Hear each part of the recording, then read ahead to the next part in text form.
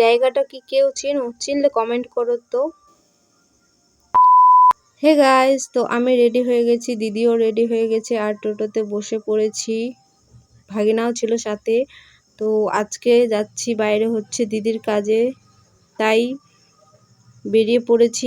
আর এখানকার মানে ভিউটা, লোকেশনটা ওয়াও ছিল, ওয়াও কি বলবো, বলার বাইরে। আর এই বাজারের সবজিগুলো দেখে তো আমার লোভ লেগে গেছিল, মনে হয় নিয়ে নিই, কিন্তু কি করব, কন্ট্রোল করে চলে আসতে হলো নিজের কাজে। আর কাজে এসে, আচ্ছা এই জায়গাটা কি কেউ চেনো? চিনলে কমেন্ট করো তো কি কাজে আমরা এসেছি। আর এখানে বাইরে ক্রিকেট খেলছিল, হ্যাঁ বাচ্চাগুলো। বের হলাম, তো মৌসুমটা ভালো লাগলো, মেঘলা ছিল তাই।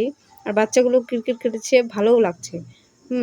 আর যাওয়ার পথে আমাদের এই বৃষ্টিটা মানে আটকে দিচ্ছিল। হ্যাঁ, তো চলো টাটা বাই।